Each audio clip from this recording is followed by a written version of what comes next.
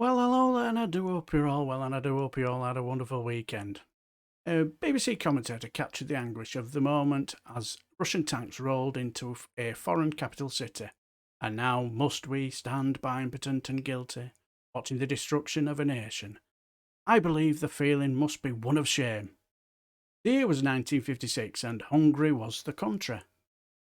It signalled the beginning of a new era for Europe, much like the invasion of Ukraine does now, and it clarified the purpose of the BBC's international services in the aftermath of the Suez Crisis.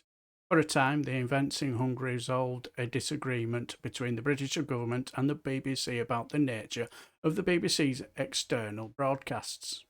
In 1956, the UK Foreign Office argued that the BBC services should assertively promote a British viewpoint.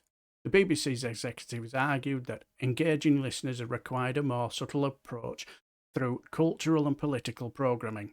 In the face of the Soviet crackdown, it was clear to both that objective news was the priority. In the years that followed, the BBC's World Service established a formidable reputation. Could a new European war resolve the debate over the BBC's mission and value? Well, it's complicated. Always is these days, isn't it? In January of this year, Culture Secretary drunken Nadine Dorries told the House of Commons the BBC needs to address issues around impartiality and groupthink, and announced a licence fee freeze, claiming it would be the last of its kind. In March, her voice quivered with emotion. She praised the BBC Russian services performance, which tripled its audience in a week, and thanked British journalists, including those in Sky and ITN, who risked their lives to bring unbiased news from Ukraine. You really couldn't make that shit up, could you? Faced with massive Russian disinformation, the government recognises the importance of trusted news, as well as the value of the BBC World Service and the soft power it confers on the UK. General Sir Nick Carter, former Chief of the Defence Staff, recently told the Financial Times that reaching out to the Russian people was the most important way to reclaim the initiative over Putin. The BBC World Service has today been able to reach people all over the world. The BBC international role has not always been so obvious. The World Service was funded directly by the Foreign Office through grant and aid until 2014. In order to reduce public spending, the Conservative-led coalition government determined that the cost, approximately £250 million per year, should be borne by UK licence fee payers in the future, effectively imposing cuts on domestic BBC services to fund international services. As a result, the Foreign Office lost some of its influence over service priorities as the BBC determined funding decisions. The government provided an additional £85 million to the World Services in 2015. This was a U-turn brought about by the recognition of the BBC's value in the growing battle for information, as opposed to increased investment in international broadcasting and information by Russia and China. However, it means that the World Service's strength is now inextricably linked to the BBC's core funding, which has been cut by 30% in real terms over the last decade.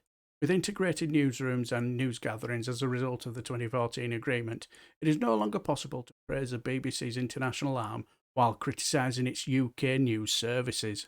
The BBC's UK and language services have never been more integrated, as evidenced by the first 2 weeks of coverage of the Ukraine.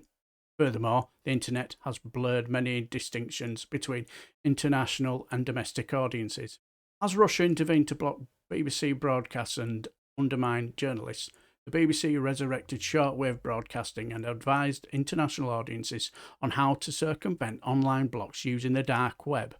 For UK audiences, the BBC's language services expertise and monitoring of news sources around the world were front and centre, rather than being pushed to the sidelines as they have been in the past.